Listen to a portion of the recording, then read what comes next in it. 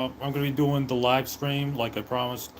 Right now it is, what time is it? It is 10:58, so we're 2 minutes early. You know, so as I always say, it's better early than late. So we're starting 2 minutes early. So this is the live stream of we're just gonna be talking about the Quran, chapter 4, verse 157.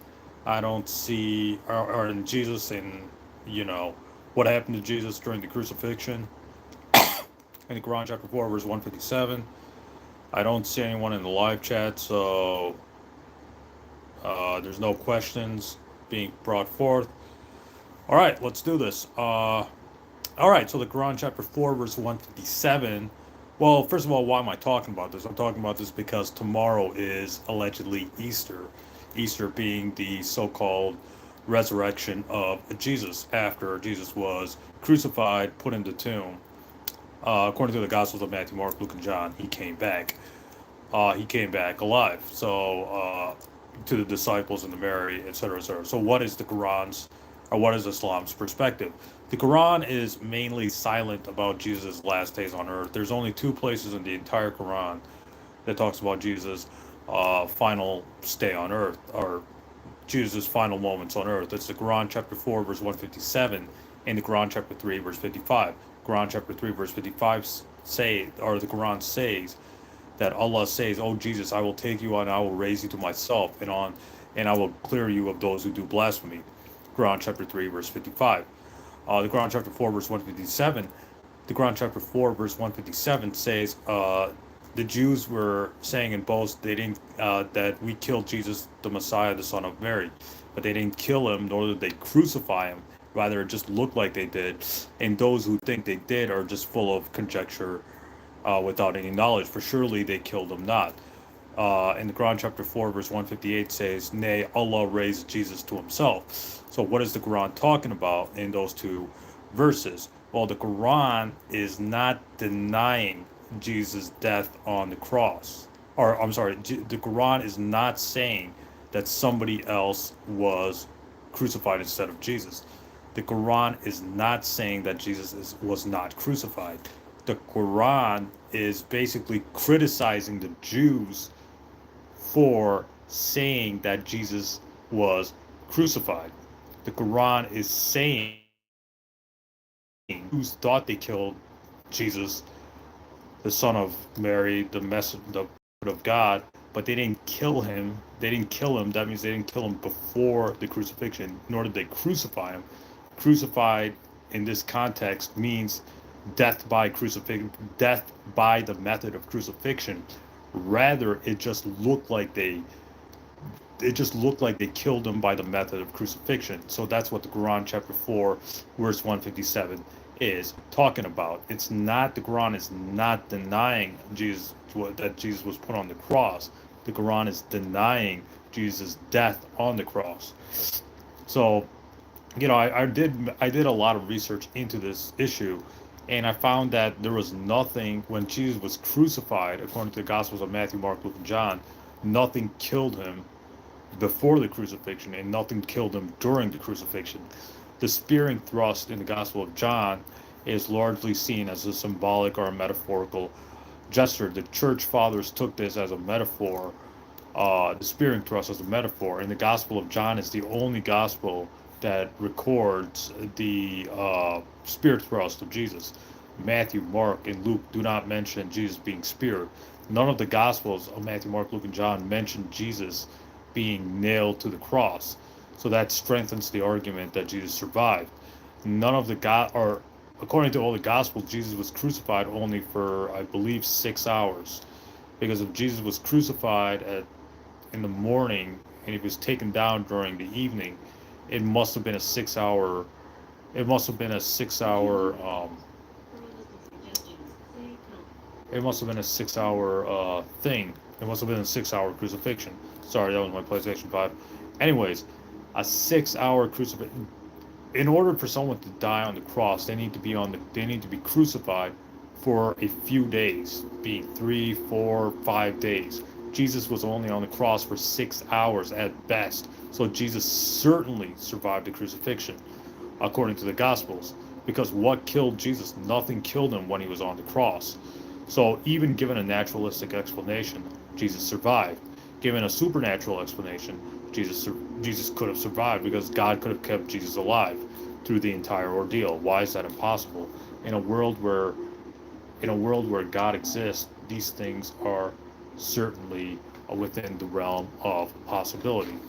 One second here. These things are certainly within the realm of possibility. So Jesus was crucified. He was he stayed alive during the entire crucifixion method. Any way you look at it, even naturalistically, nothing killed Jesus while he was on the cross. Like Raymond Brown was a Catholic scholar on the New Testament and Christianity, concluded that nothing killed Jesus when he was crucified. So if you're crucified for, I don't know, 6 hours or whatever, and you're taken down, that means you survived the method of crucifixion, and Jesus was put in a tomb. Now this is where it gets interesting, because if you read the Gospels of Matthew, Mark, Luke, and John, nobody sees Jesus rise from the dead. Nobody sees Jesus being resurrected. So what that means is that there was another document before the writings of Paul and before the writings of God, before the writings of before the Gospels of Matthew, Mark, Luke, and John. It's called the Q Gospel. The Q Gospel talked about Jesus' assumption into heaven as opposed to his resurrection. We find this in the book, Daniel A. Smith's book, The Empty Tomb, where Daniel A. Smith shows and proves that according to the Q Gospel, the Jerusalem Lament, I believe it is, the Q Gospel was talking about Jesus. Jesus says, "You will not see me until the end of time." I mean, Jesus was talking about his disappearance and not his resurrection or his appearance. So what that means is that Jesus was talking about his assumption into heaven as opposed to his resurrection. It was Paul, like I mentioned in earlier videos, it was Paul who made up the crucifixion, or it was Paul who made up the death and resurrection of Jesus. See Galatians chapter 1 and see 1 Corinthians 15, where Paul says he got the idea of Jesus dying and Jesus' death and resurrection from two places: Revelation and his reading of the Old Testament. So that means Paul didn't get Jesus' death and resurrection by the disciples. Rather, he got it by his own revelation, which means a vision, and by his reading of the Old Testament. So, so like we know that Paul made up the death and resurrection of Jesus. We don't know what the disciples were teaching about Jesus, because all the disciples died, very quickly, and the disciples didn't write down, the apostles didn't write down anything. It's confirmed, it's widely confirmed, even by Christian scholars, that Peter didn't write 1 Peter, James didn't write the book of James. And these people spoke Aramaic, while 1 Peter, 2 Peter, and the book of James, etc., is written in a highly sophisticated Greek language, which couldn't have come from the disciples. So it's of unknown authorship and of unknown sources that 1 Peter, 2 Peter, and the book of James came from.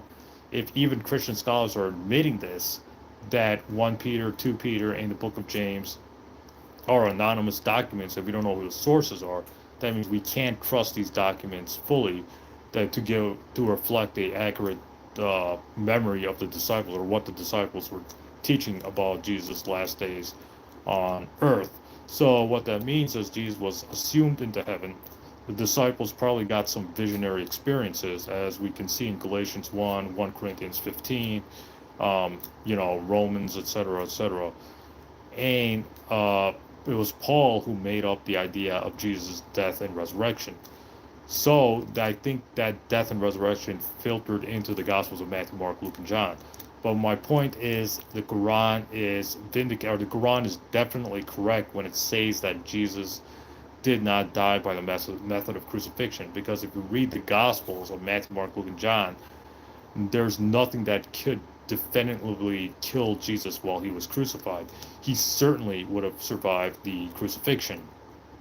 He was taken down alive and he was put in the tomb.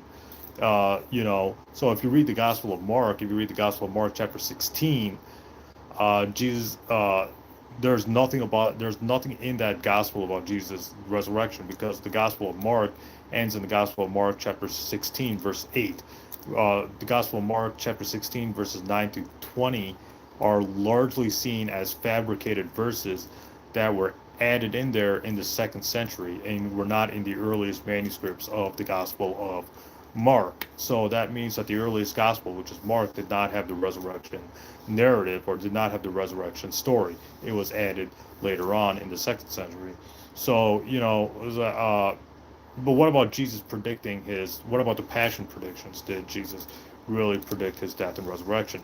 I don't think so, because I think these are theological statements. They're not historical statements. In other words, the gospel writers put that stuff or put those sayings in the lips of Jesus. So we see that Jesus survived the crucifixion. Jesus was put in the tomb, or put in the tomb by Joseph of Arimathea.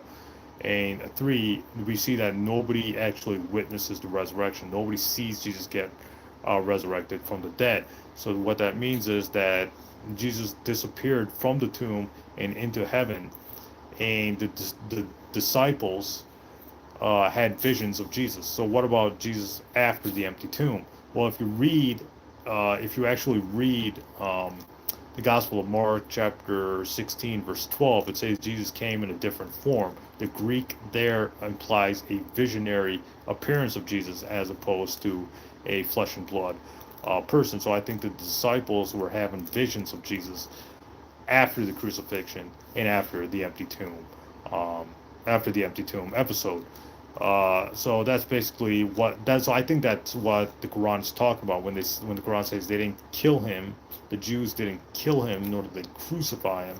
Rather, look like they did. That means Jesus was crucified, but he survived, and he was taken down alive from the cross, put into the tomb, and from the tomb he was taken into heaven. So I think that's the explanation that is consistent with the Gospels of Matthew, Mark, Luke, and John, and which is consistent with the Quran, where when it says they killed him not, or did they crucify him, rather just look like they did, just look like the Jews did. So this is just my rant on the Quran, chapter 4, verse 157, and the crucifixion. Does anybody have any questions? Andrew Morgan says, Assalamu alaikum, brother. Wa alaikum assalam. How you doing?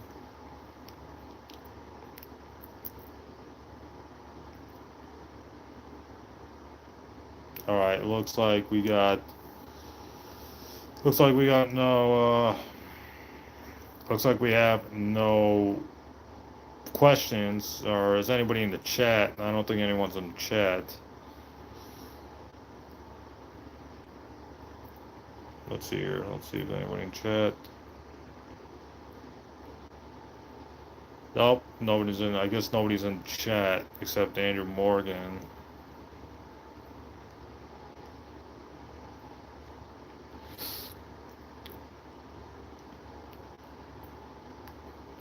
All right, so I think if there's no questions, if there's no further questions, I think we can end this, right?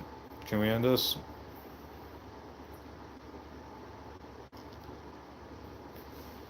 Yeah, okay, let's end this because there's nobody in the chat and there's no Q&A. There's no questions coming at me. So yeah, this is just my 2 cents on the Quran, chapter 4, verse 157, and the crucifixion of Jesus and what really happened and what I think harmonizes the the Quran's account and the Gospels of Matthew, Mark, Luke, and John's account, or what the Gospels of Matthew, Mark, Luke, and John say about this matter. Stay tuned.